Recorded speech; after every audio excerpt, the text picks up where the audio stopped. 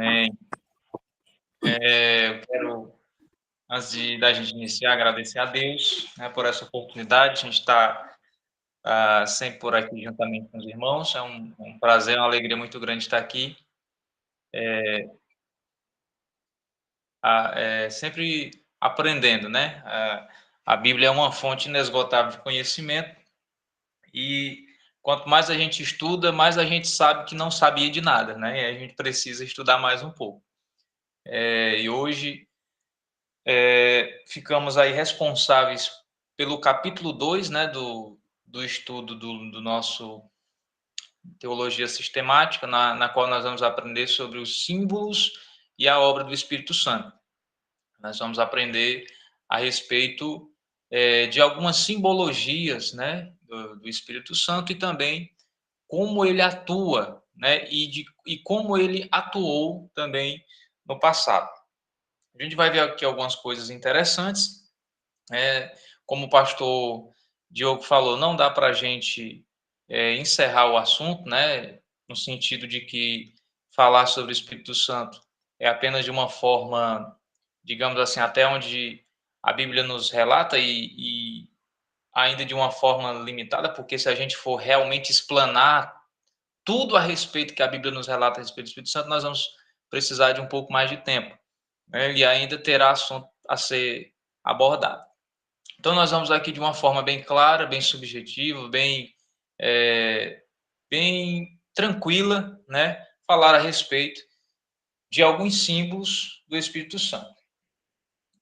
Vamos fazer uma oração antes da gente iniciar, em nome de Jesus, pedir a direção de Deus, né, para que Deus nos conduza nesse estudo. Senhor, nosso Deus e Pai, nós queremos agradecer ao Senhor por essa oportunidade, te louvar, Senhor, por esse estudo.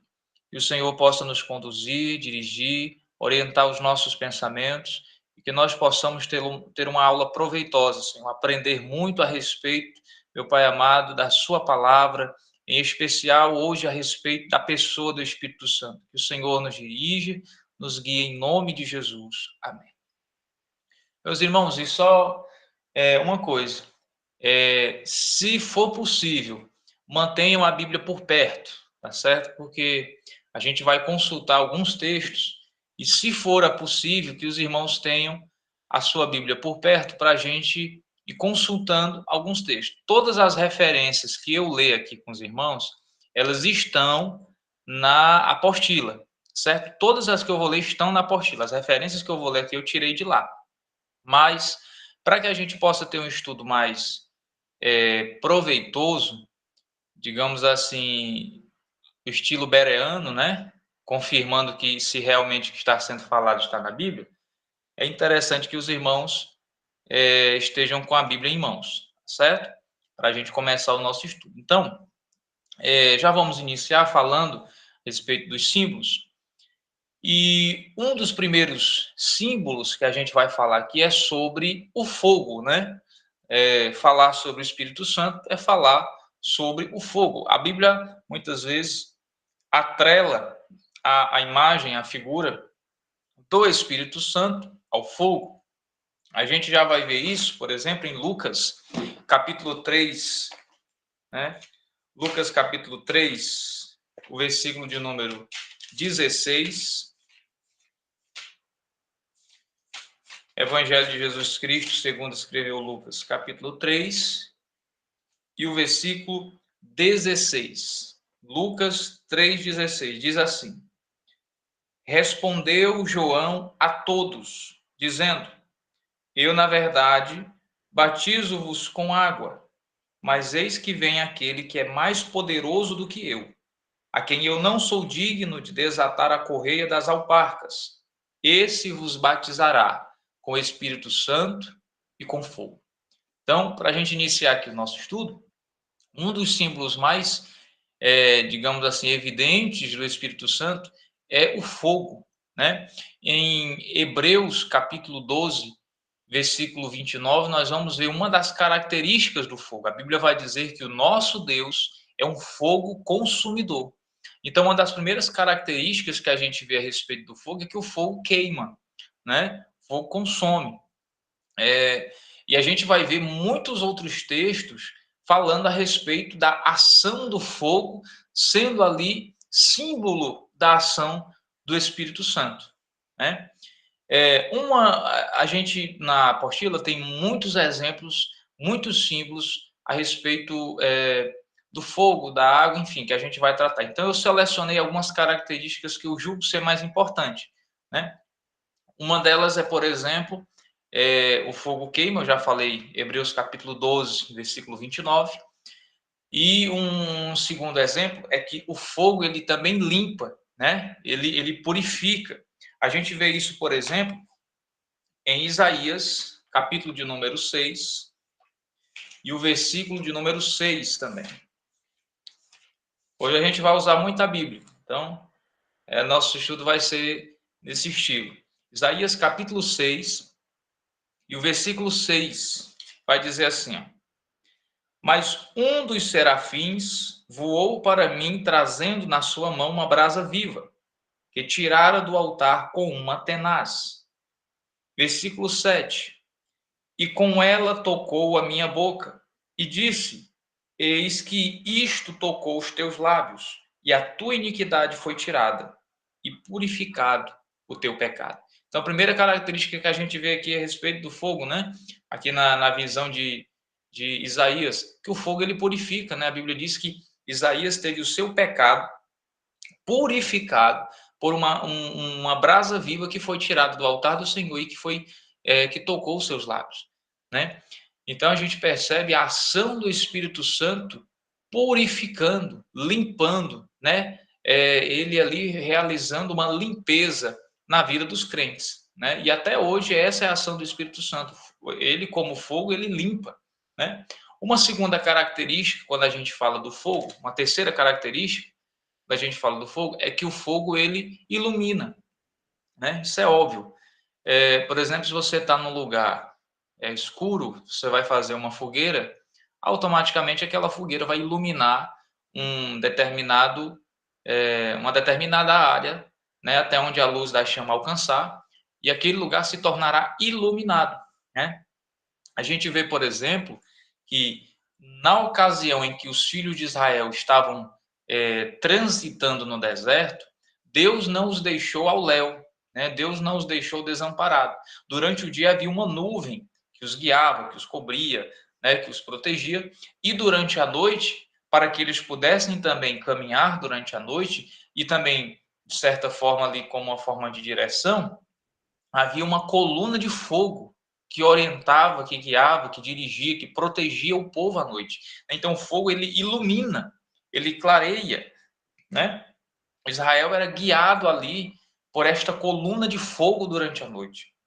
Ali é uma simbologia, uma representação do Espírito Santo, né? Que ele ilumina os nossos caminhos, que ilumina a nossa trajetória, a nossa vida, né? De uma forma geral. Um segundo símbolo a respeito do Espírito Santo é o vento, né? A gente vai ver esse símbolo de forma mais evidente em Atos dos Apóstolos, capítulo 2. Todos os irmãos conhecem esse texto, né?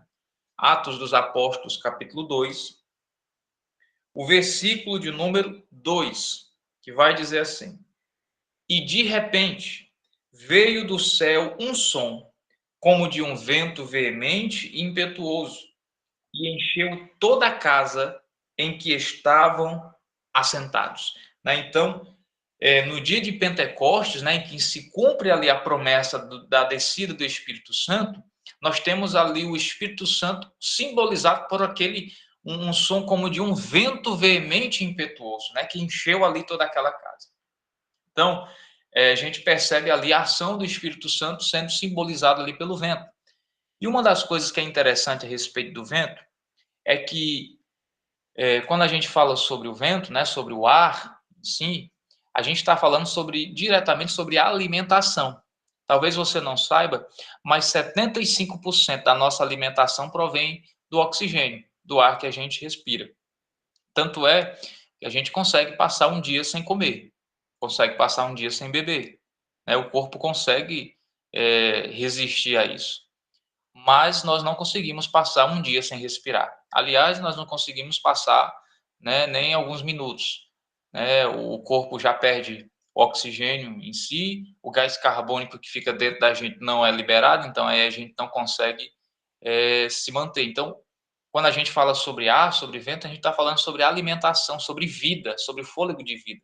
Tanto é que quando a gente vai para Ezequiel, capítulo 37, que é a famosa visão do Vale de Ossos Secos, nós vamos perceber que o exército de ossos só teve vida quando Ezequiel profetizou ao Espírito que viesse sobre eles.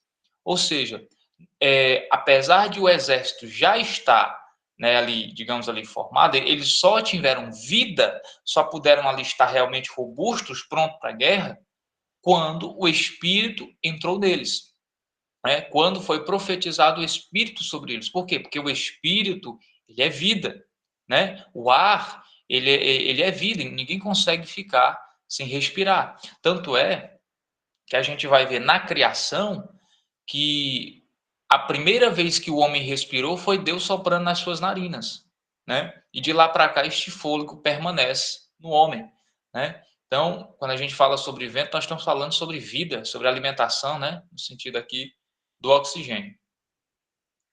Uma das coisas interessantes também a respeito do vento é o poder que ele tem. Poder no sentido que a gente vê, por exemplo, sabe aquele período de chuva, né? Aqui no Nordeste a gente tem muito esses acontecimentos. Período de chuva em que vem aqueles ventos fortes, geralmente são as primeiras chuvas, que vêm aqueles ventos, sabe, fortes, que arrancam telhados, né? Que arrancam portões, que destelham casas, enfim. Então a gente percebe a força, o poder que o vento tem, né? E como um símbolo do Espírito Santo funciona dessa forma também. A gente percebe que na ocasião da descida do Espírito Santo em Atos, capítulo 2, o medo, a insegurança, a instabilidade de Pedro deu lugar a uma intrepidez que era assustadora. A gente percebe que no primeiro sermão de Pedro, né, quase 3.000 almas confessaram a Cristo.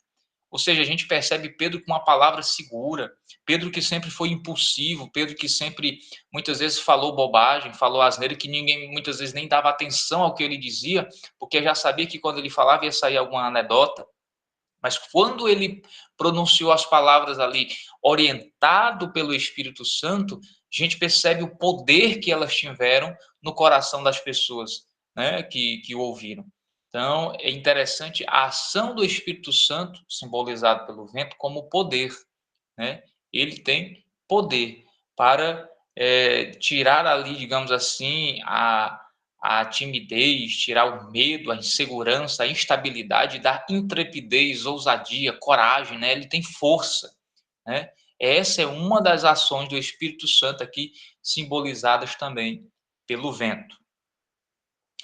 Um terceiro símbolo, já eu vou dar espaço aos irmãos para a gente comentar.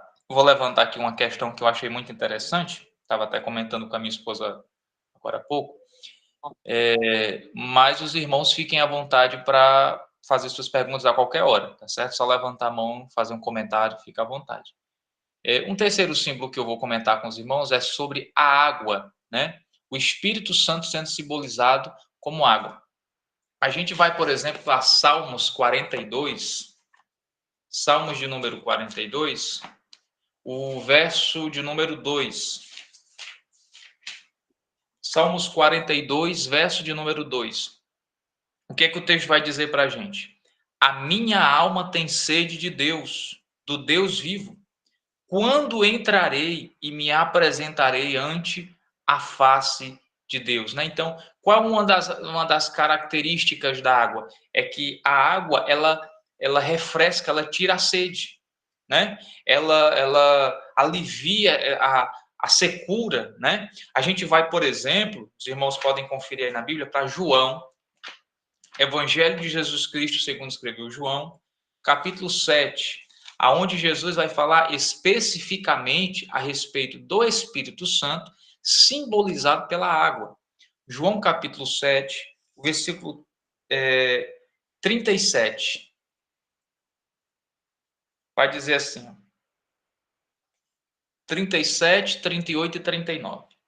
E no último dia, o grande dia da festa, Jesus pôs-se em pé e clamou, dizendo: Se alguém tem sede, venha a mim e beba. Quem crê em mim, como diz a Escritura, rios de água viva correrão do seu ventre. Versículo 39, preste atenção.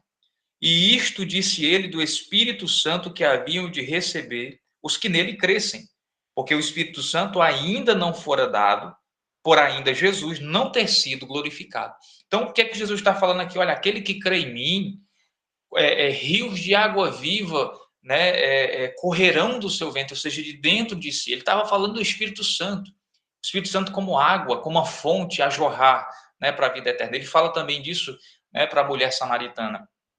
Então, a gente percebe aqui a ação do Espírito Santo simbolizado pela água como aquele que refresca, que mata a sede, né? O Salmos 23, verso de número 2, vai dizer também: guia-me mansamente a águas tranquilas, né? Ou seja, é o Senhor ali, digamos assim, saciando a nossa sede com a sua presença, aqui representada também pelo Espírito Santo, né? Então, a gente percebe algumas simbologias que vão se encaixando em alguns textos.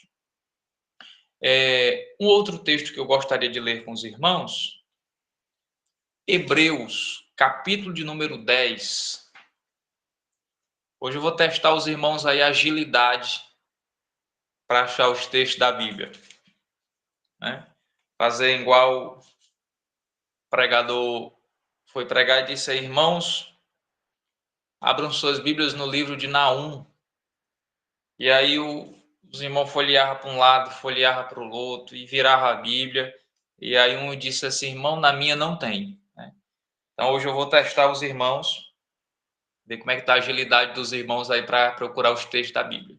Hebreus capítulo 10, versículo 22, diz assim: Cheguemo-nos com verdadeiro coração em inteira certeza de fé, tendo os corações purificados da má consciência e o corpo lavado com água limpa. Então, o que é que o Espírito Santo também produz na gente? Limpeza. O Espírito Santo também limpa, a água também purifica. Tanto é que nós tomamos banho, né? Graças a Deus nós herdamos esse costume dos índios, né? Os irmãos sabem que nós somos uma mistura aí de 3 povos, né? Negros, indígenas e portugueses. E graças a Deus esse costume de tomar banho, a gente herdou dos indígenas, né? E eles, por morar em regiões próximas a rios, tomavam banho cotidianamente, né? Os europeus, por outro lado, não tinham esse costume, tendo em vista que lá onde eles moravam era extremamente frio. Então eles não tinham o hábito de tomar o tanto de banho que a gente toma aqui por dia, né? Já nós herdamos esse costume de tomar banho. Aqui no Ceará, 8, 10 banhos por dia para você se manter, né, vivo, né, por conta da quintura.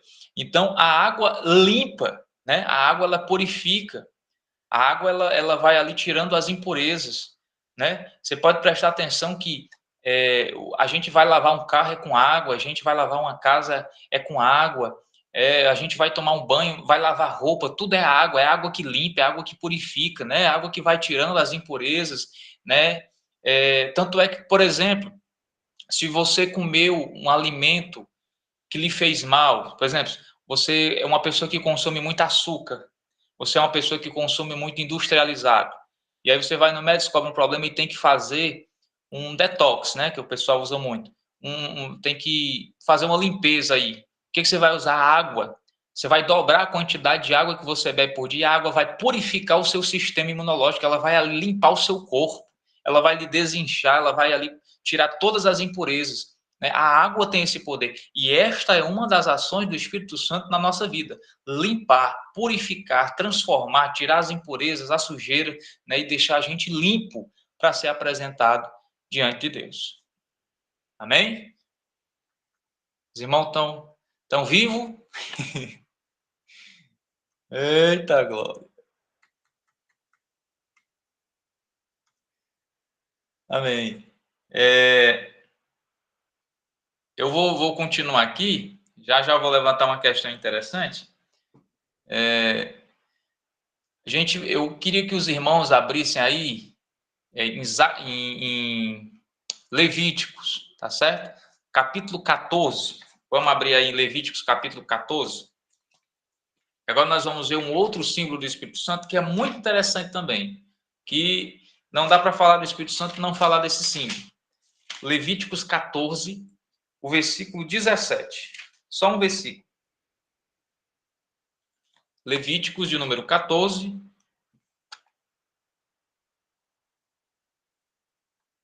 Terceiro livro da Bíblia, né, capítulo 14, o versículo 17. Eu quero falar agora sobre o Espírito Santo sendo simbolizado pelo óleo ou azeite, né, como a gente bem preferir. Um dos símbolos do Espírito Santo e mais presentes é o óleo ou azeite, né? Ali são praticamente sinônimos quando a gente está tratando a respeito da pessoa do Espírito Santo. O versículo 17 do capítulo 14 do livro de Levíticos vai dizer assim: ó, e o restante do azeite que está na sua mão, o sacerdote porá sobre a ponta da orelha direita daquele que tem de purificar-se, sobre o dedo polegar da sua mão direita e sobre o dedo polegar do seu pé direito, em cima do sangue da expiação da culpa. Eu gostaria muito que os irmãos lessem o capítulo 14 inteiro para ter um entendimento, mas eu vou aqui sintetizar o que o texto está dizendo. Aqui é o momento em que alguém que foi curado de lepra vai se apresentar ao sacerdote para, de certa forma, ali receber o seu atestado de cura. E ali ele vai passar por um processo de purificação. Nesse processo de purificação, ele vai ser ali, de certa forma, marcado, né, vamos dizer assim, por sangue e por azeite. Aí olha que interessante. Primeiro é o sangue. O sangue vem na orelha, né? O sangue vai vir na sua orelha direita, o sangue vai ser colocado no seu polegar direito e o sangue vai ser colocado no seu polegar do pé direito. Depois do sangue, vem o azeite. O azeite também vai ser colocado na orelha direita e isso em cima do sangue. Vai ser colocado no polegar direito e no pé direito. Então, o que a gente já nota aqui? Uma simbologia bastante interessante. Primeiro vem o sangue. O sangue aponta para quem? Para Cristo. Aponta para quê? Calvário. Aponta para quê? Salvação. Né? Aponta para reconciliação com Deus, para conversão. Depois do sangue vem o que? O azeite. O azeite aponta para o quê? Regeneração, Espírito Santo, né? Purificação, limpeza, santificação, que é a ação do Espírito Santo na nossa vida, né? Então, olha que interessante. Primeiro vem o sangue, depois vem o azeite, né? Aí, olha onde era colocado. Primeiro na orelha. O que é isso? Habilitação para ouvir a voz de Deus. Segundo, polegar, né? Para que habilitação para realizar trabalho para Deus. Terceiro, polegar do pé direito é habilitação para andar nos caminhos do Senhor. Ou seja, uma das ações do Espírito Santo, né, na nossa vida é fazer estar sensíveis à voz do Senhor, né? Não sei se os irmãos estão conseguindo ver minhas orelhas aí, mas está aqui ela. É estar sensíveis à voz do Senhor, né? É estar apto para o trabalho, para realizar a obra de Deus e caminhar nos seus caminhos, seguir a trajetória, caminhar com Jesus. Então, perceba as simbologias como vão se encaixando, né? Ali a respeito do Espírito Santo. E a gente tem muitos outros textos, né? Mateus capítulo 25, a parábola das 10 virgens, né? Salmo 133 vai falar sobre o óleo precioso que desce, né? E aí eu vou dar aqui um tema aí para você pregar. Vou dar aqui Salmo 133, abra aí, já que a gente está falando sobre azeite. Salmo 133, vou lhe dar aqui uma pincelada. Salmo 133, o verso 2, vai dizer assim, ó. Vou ler o 1 e o 2. Ó, quão bom e quão suave é que os irmãos vivam em união. Verso 2. É como óleo precioso sobre a cabeça que desce sobre a barba de Arão, e que desce a orla dos seus vestidos. Primeira coisa, versículo 2 fala sobre azeite. O verso 2 fala sobre azeite. O verso 1 fala sobre união. Ou seja, primeiro união, depois o óleo precioso desce. Por que está nessa ordem? Porque o óleo precioso só pode descer aonde tem união. O Espírito Santo não descerá em igreja intrigada, em povo desunido, em círculo de fofoca, de intriga, de porfia, de facção, né? o Espírito Santo não vai descer no meio desse. O Espírito Santo vai descer onde tiver união. Então, primeiro união, depois o precioso óleo vai descer. Aí olha que interessante. É como o óleo precioso que desce sobre a cabeça. Cabeça fala de autoridade. Quando o Espírito Santo ele está sobre os crentes, ele nos dá autoridade. Autoridade para quê? Para fazer a obra, autoridade para pregar, autoridade para cantar, autoridade para expulsar demônio, autoridade para impor a mão sobre os enfermos. Em segundo, que desce sobre a barba. Barba fala de quê? Maturidade. O Espírito Santo produz em nós maturidade, né? O azeite descendo produz na gente maturidade, né? Ou seja, eu me torno um crente maduro, um crente firme, um crente estável, estruturado, que os irmãos me perdoem, mas a gente já está entrando nisso. Um crente que ele independente das festas, das comemorações, que tem crente que ele é crente até janeiro, quando chega em fevereiro, ele se desvia para ir para o carnaval. Em março ele se reconcilia, passa até junho. Chega às festas juninas, ele vai para o mundo de novo. E aí fica nessa história. Não, um crente que ele recebeu o Espírito Santo, que ele é maduro, ele é estável. Ele sabe quem chamou ele sabe do lugar dele, ele sabe o que ele tem que fazer. Terceiro lugar, a barba de Arão e que desce a orla dos seus vestidos. Vestido fala de quê? Santidade. Olha 3 coisas que o Espírito Santo produz na nossa vida nesse texto: autoridade, maturidade e santidade. Esses são resultados do óleo precioso sobre a vida dos crentes. Amém? Deu para entender aí? Os irmãos estão acompanhando, está dando certo, estou falando ligeiro, devagar. Amém. Ô, glória. Se algum irmão quiser fazer algum comentário, fique à vontade, só enquanto eu bebo uma água aqui, recuperar aqui o fogo. Pastor Diogo, me salve aí. Mas depois do estudo desse aqui no fundo, meu filho, gostei muito aqui do Levítico 17, 14, 17, né, que diz que o cristão tem que ser habilitado ou apto, né, para ouvir, para trabalhar e para caminhar. Né? Eita, Amém, viu? Muita informação preciosa mesmo, meu professor, né? Realmente, rapaz, lá você pode pegar essas homilhas aí e já pregar no próximo culto, viu? é bem, Até anotei, ó. Anotei é aqui, bem ó. mesmo. Não tem que Oi, vamos aproveitar as boas ideias, meu filho. Tá pensando que é. embora, mãe. Eita, glória. Vamos seguir aqui, irmãos. A gente vai falar sobre mais um dos símbolos, né, do Espírito Santo, que é muito importante também, que é o selo, né? O selo, digamos assim, um carimbo, né? O Espírito Santo ali como um selo, como um carimbo. Abra sua Bíblia em Efésios, capítulo de número 1 e o versículo 13. Efésios, capítulo 1 e o versículo 13. Olha o que é que o texto vai dizer assim, ó.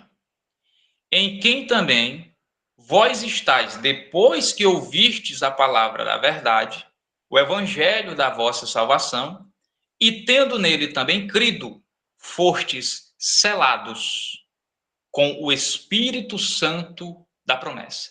Ou seja, o apóstolo Paulo apresenta aqui o Espírito Santo como um selo, como um carimbo, como uma marca, né? Então, o que é interessante aqui, irmãos? O Espírito Santo como um selo, ele indica propriedade. Ele aponta para legitimidade. Ele nos dá a ideia de, digamos assim, de posse. Quando eu falo do Espírito Santo como um selo, quando eu digo que eu estou selado pelo Espírito Santo, eu estou dizendo eu sou dele. Eu tenho dono, eu tenho posse, né? E isso tem que alegrar a gente, irmão, né?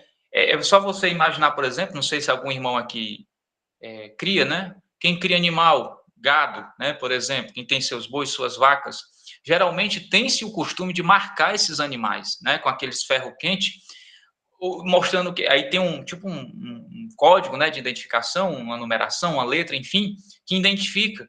né? Aquilo ali é um selo que indica uma posse, que aquele animal tem dono, que ele tem, digamos assim, ele é legítimo de alguém, não é um animal solto ao léu, não, ele tem dono, ele é uma propriedade de alguém. E isso é que o Espírito Santo faz com a gente, ele sela, ele marca, né? E mostrando que a gente tem dono, mostrando que a gente tem posse, que nós somos propriedade exclusiva do Senhor, né? O apóstolo Pedro, deixa eu ver se eu acho o texto aqui.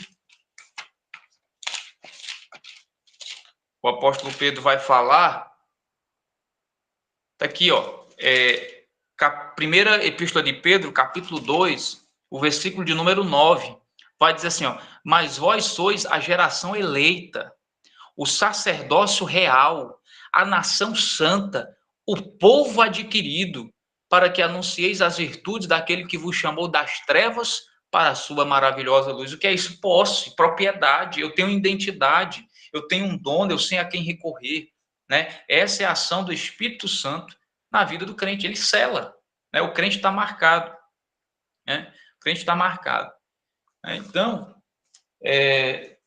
que essa aula sirva, irmão, para você entender que você está marcado pelo Espírito Santo, né? Você tem um selo, você tem um selo. E, aliás, a gente que está aqui servindo a Jesus, é daqui para o céu, irmão. É daqui para o céu. Nem o mundo quer mais a gente, não, né? A gente já está selado, está marcado, né? A gente tem que entender isso, de que a nossa vida é daqui para a glória, é daqui para o céu. Tem até uma história que eu ouvi, tinha uma irmã, só para quebrar aqui o gelo, tinha uma irmã que, ela não era crente ainda, e todo dia ela metia uma pisa no marido. Todo dia ela dava uma pisa no marido grande. Ela não era crente ainda. Quando foi um dia, foi para a igreja e aceitou Jesus. E aí, pronto, nunca mais o marido dela apanhou. E aí, ela um dia chegou lá para o pastor da igreja e disse, pastor, o senhor orou por mim quando eu aceitei Jesus, mas agora eu quero que o senhor desore, porque eu não posso mais bater no meu marido, ele me faz raiva, eu não posso mais bater, depois que eu virei crente agora a gente tem que ser manso e tal, e aí eu não quero mais, eu quero que agora que o senhor desore por mim. Aí o pastor, minha irmã, não pastor, eu quero que o senhor desore, né? Ela mesmo dizia, eu quero que o senhor desore por mim, que eu não quero mais ser crente não, que aí eu não posso mais bater nele. Aí o pastor disse assim, pois tá bom, irmão, eu vou orar. E o pastor começou a orar. Disse, Senhor, a irmã estava crente, mas agora não quer mais ser. Então, que o demônio, tudinho que estava dentro dela, volte para ela. E que traga mais 7 pior junto com eles. Que os problemas tudinho, as enfermidades, as dificuldades, tudinho que ela tinha quando ela aceitou o Senhor, que volte tudinho para ela o demônio. Antes que o pastor terminasse a oração, a irmã, não pastor, tá bom, eu vou ser crente mesmo, deixe o meu marido, deixe eu que eu vou ficar crente em Jesus Cristo, né? Irmão, a gente não presta mais nem para voltar para onde nós estávamos, né? É daqui para a glória, é daqui para o céu. Né? Então, nós estamos marcados, selados, né? Com o Espírito Santo. Então, você tem dono, você tem marca, né? Você é uma propriedade exclusiva, peculiar de Deus, né? Vamos seguir aqui. E um dos últimos símbolos, né? Que a gente vai falar aqui, que é um dos, digamos assim, os que muitas vezes é interpretado de uma forma equivocada, que é a pomba, né? O passarinho. A gente vai lá para Mateus capítulo 3, pode abrir sua Bíblia aí. Mateus capítulo 3, o versículo 16. Capítulo 3, versículo 16.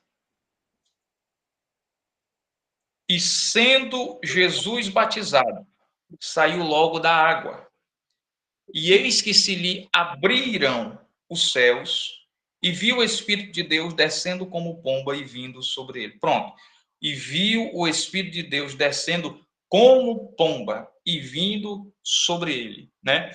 O texto não diz, e viu o Espírito de Deus descendo numa pomba, né? Mas como? Semelhante, parecido, né? Simbolizado, vamos dizer assim. Então, a pomba, ela é um símbolo do Espírito Santo, né? Tanto é que muitas, nas artes aí, geralmente a gente, os mais velhos, né? eu vim de uma família pertencente ao catolicismo, então a gente tinha muitos quadros em que tinha lá aquela pomba, né, branca, com um ramozinho de oliveira no bico, né, simbolizando ali a paz, o Espírito Santo, enfim. Mas, na realidade, o Espírito Santo não é a pomba, mas sim é apenas um símbolo, tá certo? Ele é apenas simbolizado por isso. E o que esse símbolo nos remete? Gentileza. Esse símbolo da pomba nos remete ternura. Esse símbolo nos remete amabilidade. Ele nos remete também à inocência, à bondade, à brandura, né? à pureza. É esse o símbolo que o Espírito Santo está querendo nos remeter, né? Quando a Bíblia fala simbolizado ali pela pomba. É este o sentido. Né? Não é que ele seja o passarinho, mas que remete a este sentido. Né? Tanto é que Jesus muitas vezes usa a pomba como um sentido figurado. Né? Seja simples como as pombas e prudentes como as serpentes, que é simples, inofensivos, né? Sejam pacíficos, sejam amáveis, sejam bondosos, brandos, calmos, temperantes, equilibrados. É isso que Jesus está querendo dizer. Mas, ao mesmo tempo, prudentes, atentos, vigilantes, apercebidos, como as serpentes. Jesus não está querendo dizer nem para a gente ser um passarinho, nem para a gente ser uma cobra. Ele está querendo dizer, ou seja, sejam pacíficos, bondosos, gentis, mas vigilantes e sóbrios. É isso que Jesus está querendo dizer. Né? Então, o símbolo do Espírito Santo como pomba é apenas para representar ali uma das características do Espírito Santo, que é a sua amabilidade, a sua sensibilidade. Né? Amém aqui? Amém. Eita glória. Agora, meus irmãos, nós vamos passar. A gente encerrou aqui o quadro dos símbolos, agora nós vamos passar para a obra, né? Como o Espírito Santo atua na nossa vida, no universo, nos crentes, nos ímpios, né? A gente vai ver de que forma ele atua. Primeira coisa que a gente vai ver é a obra do Espírito Santo em relação ao universo material, né? Digamos assim, a criação de todas as coisas. Se você abrir sua Bíblia em Gênesis, capítulo 1, versículo 2, você vai ver lá relatando de que o Espírito de Deus pairava por sobre as águas. Né?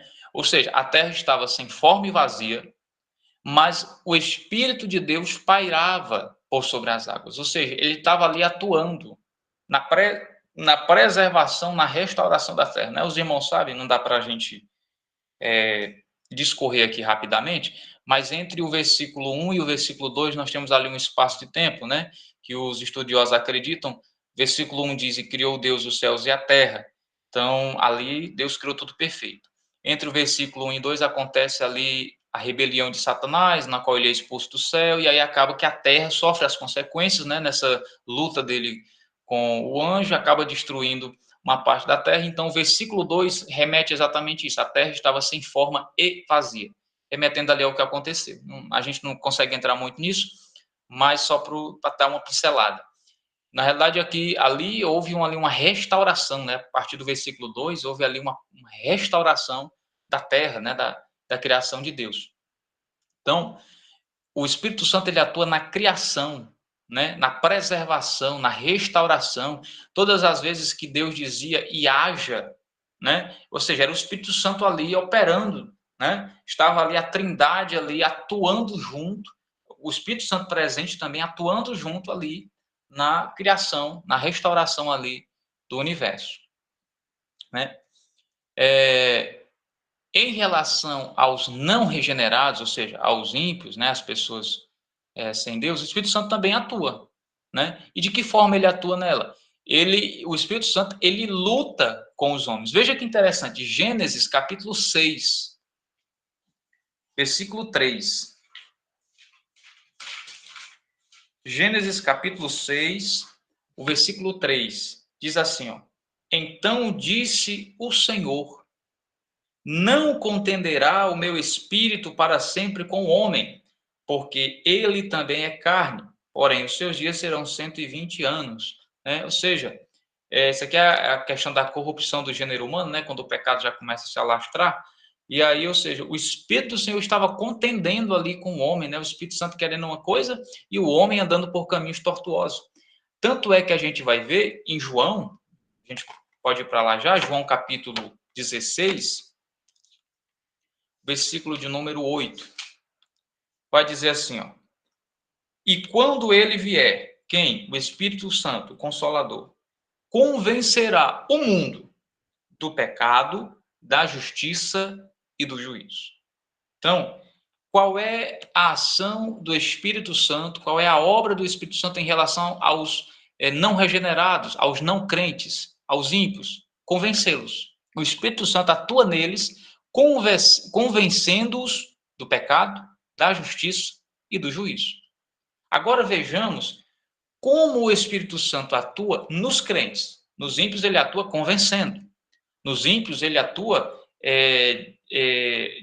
ali oferecendo, digamos assim, uma nova saída, né? Convencendo ali, instigando o ser humano, né? Nessa luta entre a carne e o espírito a ceder para o lado de Deus. Então, ali o Espírito Santo atua na vida dos não regenerados, convencendo-os do pecado, da justiça e do juízo. Em relação aos crentes, como é a ação do Espírito Santo? Primeiro, ele regenera. Ele regenera, né? O Espírito Santo ele tem essa capacidade de regenerar o homem, né? Regenerar é como uma ferida, né? Que a gente tem uma ferida feia. Muito bem, exatamente isso mesmo, né? Então o Espírito Santo ele regenera como se fosse ali uma ferida que ela vai sarando aos poucos e de repente a pele está normal, né? Então, o Espírito Santo atua regenerando o homem. Quantos de nós aqui, quando ainda estávamos sem Deus, sem direção, sem Jesus, a gente andava, irmão, na depressão, na ansiedade, com pensamentos suicidas, com atitudes, comportamentos deturpados, totalmente longe da palavra de Deus, e o Espírito Santo foi lá e nos regenerou. Nós não, meu irmão, é inacreditável o que o Espírito Santo faz na vida de uma pessoa. Me diga como alguém, um beberrão de cachaça se torna um pregador da palavra de Deus. Me diga como alguém, um usuário de droga, uma pessoa envolvida na prostituição, se torna um músico da igreja, um adorador, né? Um diácono, um pastor de igreja. Me diga como alguém que matou uma pessoa, um homicida, né? Se torna uma pessoa que, sabe, desperta amor pelas almas. Me diga, me explique como isso acontece se não for a ação do Espírito Santo, né? Somente a ação do Espírito Santo regenerando os crentes pode fazer isso, né? Eu não sei, eu não conheço a vida de alguns irmãos aqui, mas quem sabe os irmãos aí viviam uma vida deturpada, sabe, uma vida assim, um casamento destruído, uma vida destruída e tal, e os irmãos estão aí regenerados, né?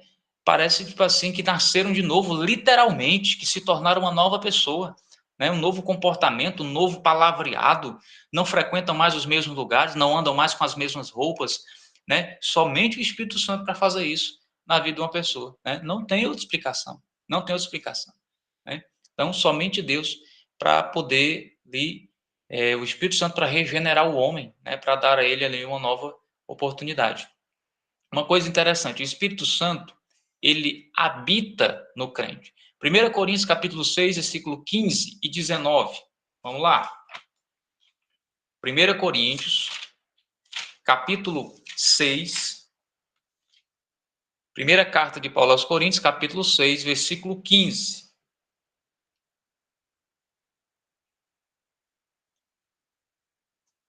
Aí que eu estou na 2 Coríntios, capítulo 15, 1 Coríntios, capítulo 6, versículos 15 e 19, ao 19. Diz assim, ó, eu vou ler só o 19, para os irmãos entenderem. Ou não sabeis que o vosso corpo é o templo do Espírito Santo, que habita em vós, proveniente de Deus, e que não sois de vós mesmos, né? Ou seja, o que o apóstolo Paulo está dizendo? Que nós somos templo e morada do Espírito Santo. É isso que é interessante, né? Irmão, pode prestar atenção, olha, todos nós queremos ter uma boa casa, e não é pecado, né, de forma alguma. Todos nós queremos ter uma casa na cerâmica, forrada, condicionada, enfim, eu não sei qual é o desejo dos irmãos com relação a isso, mas a maioria de nós tem desejo de ter um conforto, né, uma casa forrada, ventilada, né, toda ajeitadinha, nova, né, com, enfim, uma casa bonita, né, para a gente poder morar, para a gente habitar, para a gente se sentir bem. E veja que o Espírito Santo ele escolhe a gente para morar. Nós somos templo e morada do Espírito Santo, né? Então, tanto é que por isso nós temos que cultivar, já vou falar, entrar numa questão aqui, estar constantemente limpando a nossa casa. Pode prestar atenção. Se você...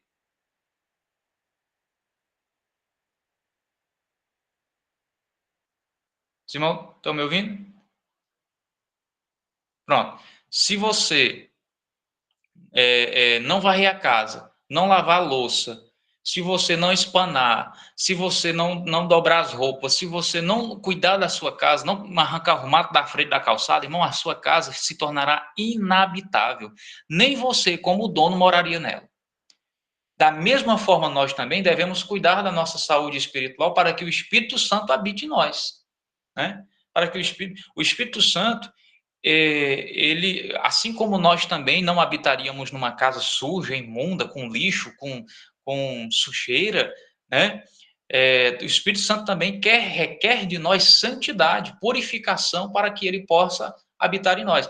Obviamente, é ele que santifica, que purifica, mas a gente tem que se permitir que isso aconteça para que ele possa limpar, purificar e habitar na gente, fazer a limpeza, né? O problema também é quando o crente se torna vazio.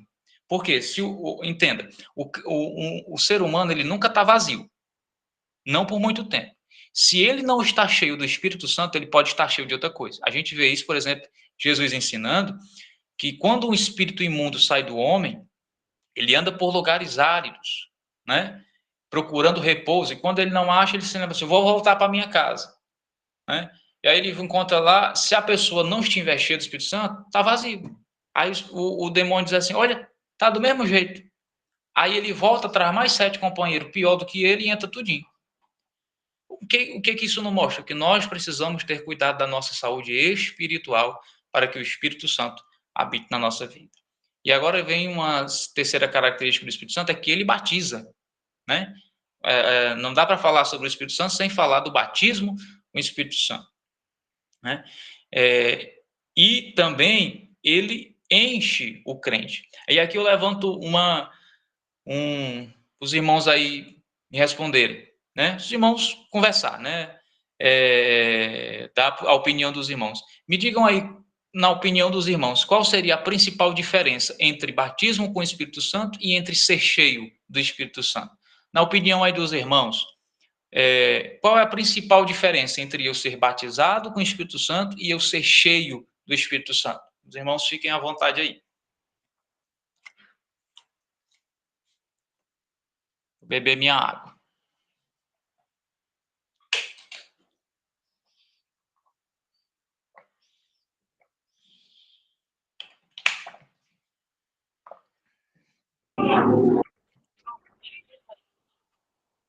Vou esperar o professor responder. Que é isso, irmão Pedro? Eu estava esperando você trazer para nós. E aí, irmão, qual é... Tem o Pedro que gosta de responder, tem o médico Jonel também aí, ó. Tem o Francisco Cardoso. O Francisco já está aí. Ele vai respondendo aqui, ó. Deixa eu fazer outra aqui para piorar o negócio. Se eu perguntar aqui aos irmãos, quem aqui quer ser cheio do Espírito Santo? Né? Eu acredito que todo mundo vai responder, ter uma resposta positiva. Se eu perguntar assim, irmãos, quem quer ser cheio do Espírito Santo? Todo mundo sim. Agora deixa eu lhe fazer uma pergunta. Para que você quer ser cheio do Espírito Santo? Para quê? Aí é onde o sapato aperta. Porque a gente muitas vezes quer ser cheio, mas não sabe nem para quê. A gente pergunta na igreja assim, quem quer ser cheio do Espírito Santo? A igreja, né? Glória a Deus! Aí você pergunta assim, irmão, e para que você quer ser cheio? Para quê? Qual é o seu objetivo ao ser cheio do Espírito Santo? O que você fará ao ser cheio do Espírito Santo? Aí os irmãos ficam, sabia que eu nunca pensei nisso? Primeiro, vamos... algum irmão quer comentar alguma coisa ou já posso seguir aqui? Se der, professor, nós temos visto muito movimento dentro dessa temática aí. Muitas vezes as pessoas recebem aquele impacto na presença do Espírito Santo. É como o senhor falou, às vezes não sabe o que fazer. Nos braços, toda aquela graça que foi recebida se perde dentro de um espaço. Porque, como o senhor me falou, não há um objetivo, não há um foco, do que você quer, mas para quê. Isso é essencial dentro de um viralizamento.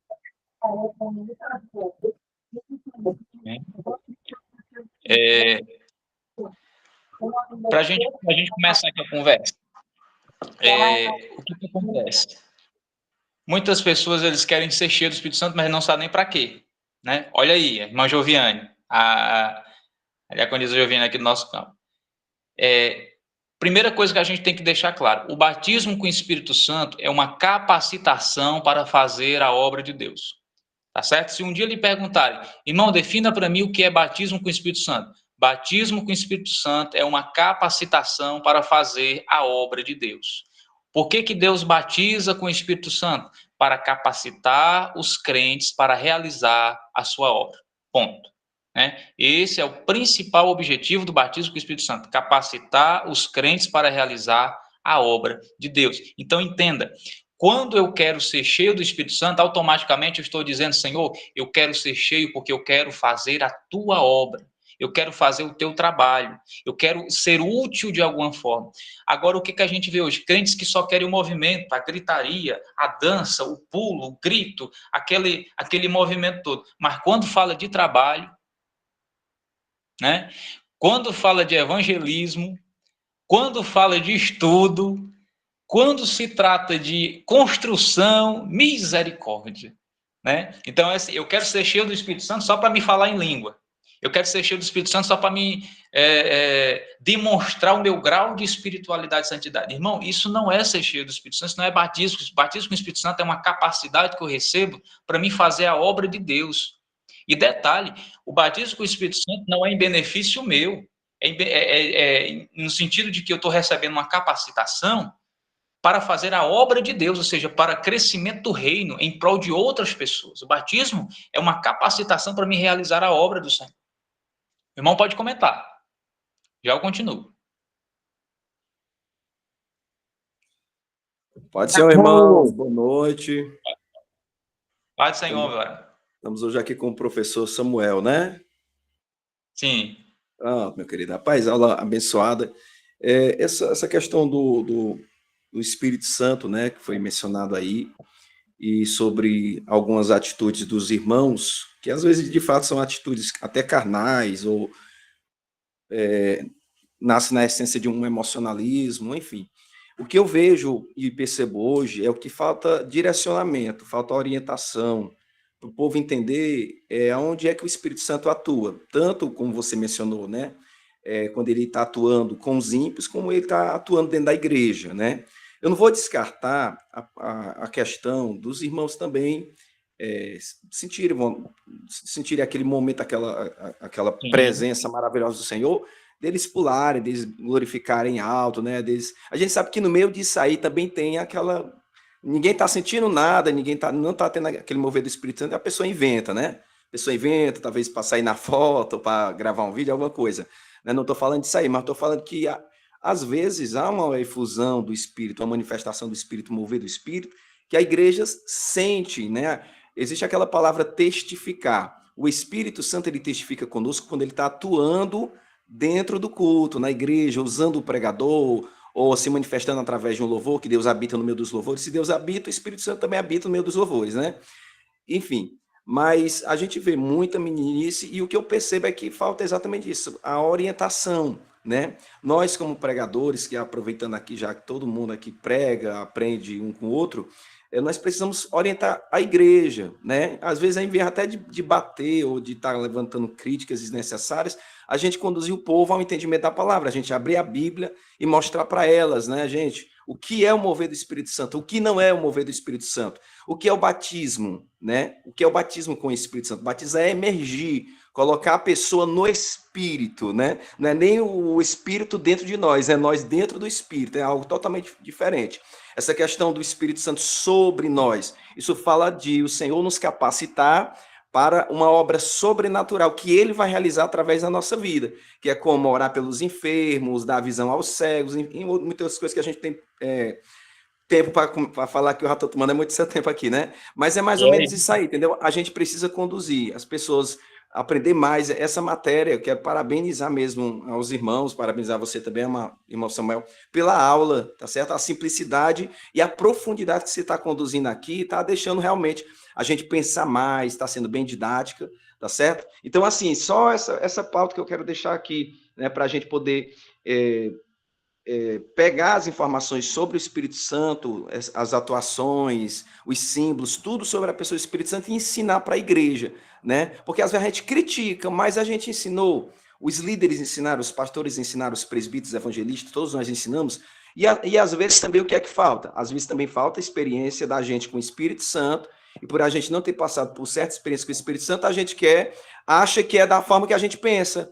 E o Espírito Santo é muito mais além do que a gente possa imaginar. Nossa estrutura humana não suporta mesmo quando há uma ação do Espírito Santo. A gente se dobra diante de Cristo, a gente chora mesmo, a gente se sente um nada, a gente adora, a gente, enfim, é algo extraordinário, né?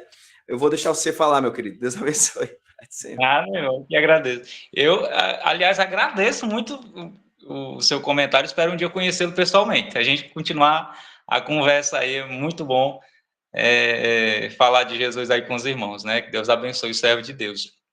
E é isso que o irmão falou, né? O que está faltando hoje é esse ensino, né? Do que é realmente o batismo com o Espírito Santo. Obviamente, como o homem de Deus falou, há aquele momento do mover, né? Que a gente realmente fala em línguas, que a gente realmente, sabe, aquela vontade que dá para você correr na igreja, né? Parece que você, né, sente aquela alegria, aquele gozo dentro de você. Isso é extremamente importante para a igreja, mas o Espírito Santo ele atua também nos capacitando para realizar a obra de Deus. E aí, continuando aquela primeira questão, qual a principal diferença entre ser batizado com o Espírito Santo e ser cheio?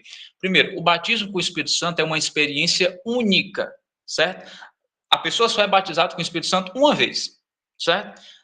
Ninguém é batizado com o Espírito Santo 2 vezes, 3 vezes, não. O Espírito Santo é uma experiência, o batismo com o Espírito Santo é uma experiência única. Ser cheio do Espírito Santo, por outro lado, não. É uma experiência que pode ser revivida outras vezes, certo? Essa é a principal ali diferença entre o que é batizado com o Espírito Santo e ser cheio do Espírito Santo. O batismo é uma experiência única. A pessoa só é batizada uma única vez com o Espírito Santo. Ser cheio do Espírito Santo é quando a gente vai ali, digamos assim, sabe aquele tempo que você parece que está meio enferrujado, que você está meio assim, travado, de repente você vai buscar Deus, você vai orar, você vai consagrar a sua vida, você sente o renovo de Deus ali lhe encher. Pronto, aquilo ali é ser cheio do Espírito Santo e ele ali vai lhe renovar, vai lhe transformar e lhe capacitar para realizar algum trabalho, né? Aliás, eu tenho um pensamento que Deus nunca dará nada a gente que beneficie somente a nós mesmos. Tudo que Deus dê a você, ele está dando em benefício de mais alguém. Quando Deus lhe abençoar, você para e pensa assim, meu Deus, com quem que o Senhor quer que eu compartilhe isso que o Senhor está me dando? Vou dar um exemplo. Quem tem o dom de profecia? Quando Deus dá o dom de profecia para alguém, é para profetizar só para ele ou é para profetizar para o outro? Quando a pessoa tem um dom de revelação, de interpretação, né? É em benefício de si ou em benefício do outro? Perceba que até os dons espirituais, né, os próprios dons ministeriais, falado lá em Efésios, são em benefício do outro, em benefício da igreja. O apóstolo, o profeta, né, o mestre, é em benefício da igreja. Por exemplo, eu quando estudo, eu sou aqui de Frecheirinha, eu sou coordenador local do Ceifa, né, eu aqui organizo a questão do estudo dos irmãos e sou o coordenador da escola bíblica. Quando eu me organizo para estudar, eu não estou estudando para mim somente. Eu estou estudando para os irmãos. Quando eu estudei esse conteúdo aqui, eu não estudei para mim. Eu estudei para os irmãos, em benefício dos irmãos, em benefício da igreja, para a gente aprender junto. Né? Ou seja, Deus nos capacita em benefício do outro. Veja que maravilha. Né? E isso é a ação do Espírito Santo. Ele me dá uma capacidade em benefício do reino, em benefício da igreja. Então, primeira coisa, dificilmente um egoísta vai se dar bem no reino de Deus. Na igreja não vai dar certo. Egoísmo não vai para frente. Por quê? Porque Deus sempre abençoará a gente com algo para ser compartilhado com outra pessoa. Né? Sempre Deus vai nos dar algo para ser compartilhado com outra pessoa. Deus nunca nos dará nada que beneficie somente a nós mesmos. Né? E se você for ver até coisas materiais. Eu, esses dias aqui, orando a Deus me dá um carro, né? Eu tenho a minha esposa, tenho um bebê aqui de 5 meses. Os irmãos sabem que andar de moto aqui é um pouco complicado, sol quente, chuva no inverno, e para se locomover com bolsa, enfim, é muito ruim. E aí, eu orando ao Senhor e dizia, Senhor, eu quero um carro em benefício da minha família. Eu quero dar conforto para meu filho, para minha esposa. E de repente veio o carro. Né? Só que eu comecei a orar dessa forma depois que eu entendi isso, aí veio o carro. Eu estava orando pensando em mim, né? E depois eu entendi, não, é em benefício do outro, é em benefício da minha família, é em benefício da minha casa. Né? Então, Deus ele nos abençoa também para a gente abençoar os outros, né? Em benefício daqueles que estão ao nosso redor. Uma segunda característica ali do Espírito Santo nos crentes é que ele orienta, isso mesmo, irmão Francisco, isso mesmo. Né? E uma característica mais uma do Espírito Santo é que ele orienta para o serviço, né? E ele instrui. Ou seja, nós precisamos ser dirigidos e orientados pelo Espírito Santo, ser guiados por ele. Nós precisamos ser guiados pelo Espírito Santo. Né? É ele que direciona. O Espírito Santo em relação a Jesus, aqui é rápido. Jesus ele foi concebido pelo Espírito Santo, né? Ali o nascimento virginal pelo Espírito Santo. Mateus capítulo 4, versículo 1, que é um texto muito conhecido, no qual Jesus vai ser conduzido pelo Espírito ao deserto. Então, Jesus ele era guiado, orientado, dirigido pelo Espírito. Né? Então, pode prestar atenção, que até para o deserto, Jesus foi orientado pelo Espírito Santo. É isso que é interessante. E, para a gente aqui encerrar, em relação às escrituras, né? A ação do Espírito Santo em relação às escrituras. Primeiro, o Espírito Santo ali é o autor das escrituras, né? Você pode prestar atenção, a Bíblia é um livro assim fantástico de você estudar. Porque me diga como homens de diferentes épocas, de diferentes graus intelectuais, na Bíblia nós temos pescadores, nós temos coletores de impostos, nós temos reis, profetas, nós temos juízes, nós temos médicos, né? Homens, tipo assim, sabe, do subúrbio e homens de classe alta, homens de uma linguagem simples, coloquial, informal e homens de uma linguagem robuscada. Você pega, por exemplo, o Evangelho de Lucas, Lucas escreveu para os gregos. Você pega o de Marcos, Marcos escreveu para os romanos. Né? Me diga como é que esses homens de Gênesis a Apocalipse entraram num consenso, porque em nenhum momento a Bíblia se contradiz, pelo contrário, parece que está tudo ligado uma coisa à outra, né? E isso é obra do Espírito Santo orientando ali, né? Eu gosto muito do termo autor, né? Por exemplo, a Bíblia tem vários escritores, mas só tem um autor, que é o próprio Deus, o Espírito Santo, que dirigiu cada um, né, para escreverem, né, segundo a autoria do próprio Espírito Santo. E segunda coisa, ele como autor, ninguém melhor para nos fazer entender a palavra. Ou seja, ele é autor e ele é intérprete. E esse texto eu queria ler com os irmãos. Efésios 1:17. Efésios capítulo 1 e o versículo 17. Vai dizer assim, ó: para que o Deus de nosso Senhor Jesus Cristo, o Pai da glória, vos dê em seu conhecimento o espírito de sabedoria e de revelação. Ou seja, né, o que o apóstolo Paulo está dizendo aqui?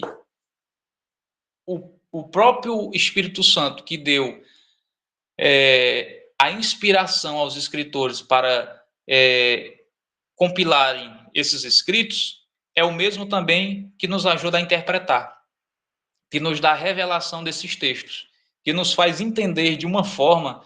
irmão, a Bíblia é incrível quando você estuda ela com a ajuda do Espírito Santo. Me diga, olha, a história, por exemplo, de Jairo, da mulher do fluxo de sangue, quantos anos essa história não é pregada? Quantos anos a gente não está pregando aí sobre o paralítico de Betesda, o cego de Jericó, Zaqueu, o filho... Quantos anos essa história não tem sido pregada? E todas as vezes sai uma história, sai uma interpretação, sai uma revelação, sai uma mensagem diferente. É impressionante. Pode prestar atenção, aí na igreja dos irmãos, podem 5 dias seguidos pregar no mesmo texto. Nunca vai sair do mesmo jeito. Sempre Deus vai direcionar de alguma forma. É impressionante, né? Tanto é que amanhã, um outro professor aí, qualquer um dos irmãos pode dar essa aula. Não vai sair do mesmo jeito. Vai sair de uma forma, vai ter outra revelação, vai ter outro foco, vai ter outra coisa. Aí depois da manhã, outro professor pode dar a mesma aula, o mesmo conteúdo, a mesma coisa que eu usei, utilizando as mesmas referências, vai dar outra coisa. É impressionante como o Espírito Santo, ele ali vai ajudando-nos a interpretar, né? De acordo com a necessidade ali da igreja, ele vai falando com o seu povo. É impressionante isso. Então, em relação às escrituras, ele é autor e intérprete. Olha que maravilha, né? Então, meus irmãos, nós encerramos por aqui, né? São 10 horas e 32 minutos, e aí eu não quero ser enfadonho com os irmãos, né? E eu agradeço a Deus por essa oportunidade. Tem até vaqueiro. Eita, glória. Eu agradeço a Deus por essa oportunidade, que Deus possa aí abençoar os irmãos, abençoar o pastor Diogo, abençoar aí cada irmão, que Deus abençoe em nome de Jesus. Espero um dia conhecer os irmãos aí pessoalmente, a gente conversar a respeito de Cristo, a gente aprende junto, né? A gente não sabe nada. Quanto mais eu leio a Bíblia, mais eu percebo que eu não sei nada, né? E aí a gente vai aprendendo com Jesus nessa caminhada, né? Então, que Deus abençoe, né? Valorize, irmão, o curso. A gente percebe um desprezo muito grande nos dias de hoje em relação ao estudo da palavra de Deus, né? Hoje a gente tem curso teológico, um preço acessível, a gente tem escola bíblica, né? Que é o maior curso teológico, né? Que a gente possa participar, praticamente de graça, né? Uma revista você paga a cada 3 meses. Então, que a gente possa valorizar o aprendizado da palavra de Deus, né? Nunca, não é desperdício, irmão. É investimento. Quando você faz um curso de capelania, um básico, um médio, um bacharel, você está investindo no seu ministério e Deus vai abençoar você por ver que você está investindo no seu ministério, que você acredita que Deus tem uma chamada na sua vida, né? Então, valorizem, estudem, né? Não sejam papagaios, né? Repetindo o que outros falaram, acompanhando somente pregadores de YouTube. Obviamente, a gente pode assistir uma pregação, uma mensagem, é uma bênção, mas a gente tem que ter o nosso estudo da palavra de Deus, né? E aqui estamos tendo a oportunidade de poder aprender a palavra de Deus uns com os outros. Então, que Deus abençoe cada irmão, Deus abençoe o pastor Diogo, e ore por nós, ore pela nossa vida, para a gente continuar aqui firme com Jesus, em nome do Senhor Jesus. Sou grato a Deus por essa oportunidade, e que Deus abençoe cada irmão, em nome de Jesus. Deus. Eu vida de 2 professores aí, né? Esse, Vitor Donelli, aí do ensinado, do secundário. Isso que a gente aprende. Então, é como ele falou, não para exaltação, nem para massagear ego. Hoje eu louvo a Deus que já conquistas vai estar aqui, para ficar livre.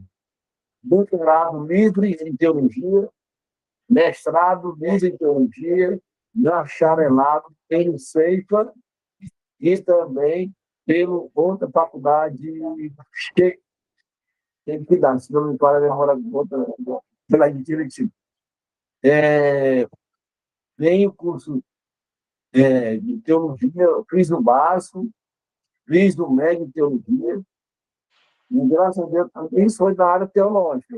Na área secular, teve mais outros conquistas. Então a gente louva a Deus e exalta a Deus, e tudo contribui para o bem daqueles que amam a Deus. Como tem assim, está faltando de certo.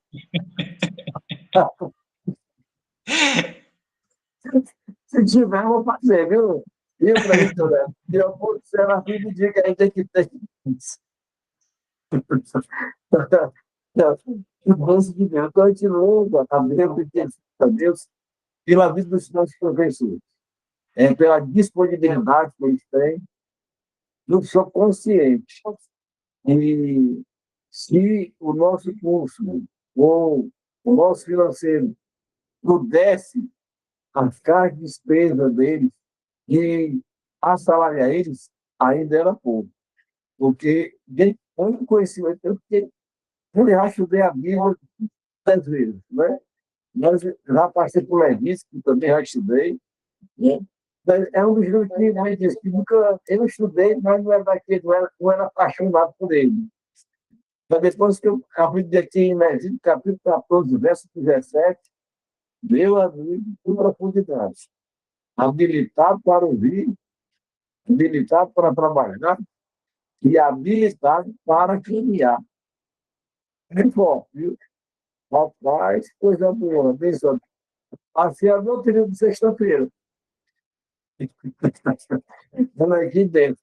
A gente tem de novo Deus, né? A disponibilidade, o esforço, o sacrifício. E cada professor, ele ministra. Os irmãos sabem muito bem que, mesmo eles sendo professores, eles também têm seus trabalhos e seu dia a dia. Mas eles tiram o tempo para dar o melhor para os nossos alunos. Então, a gente louva a Deus pela vida deles. Apenas eu oro, peço para Deus recompensar, abençoando, e não venha faltar nunca na vida deles, né? Primeiro a presença de Deus, e depois as bênçãos materiais das mãos de cada um deles. Então, eu louvo para de vocês. Muito obrigado a todos os professores do CEIFO.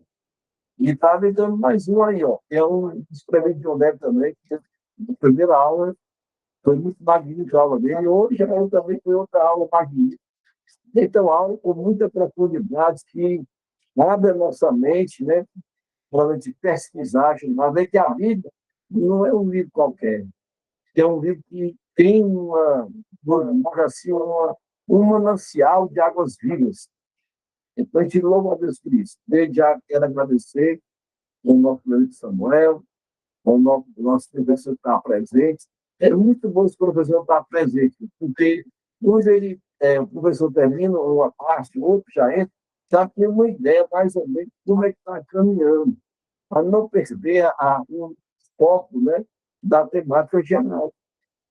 Então, é muito importante isso. Isso faz verdade nós.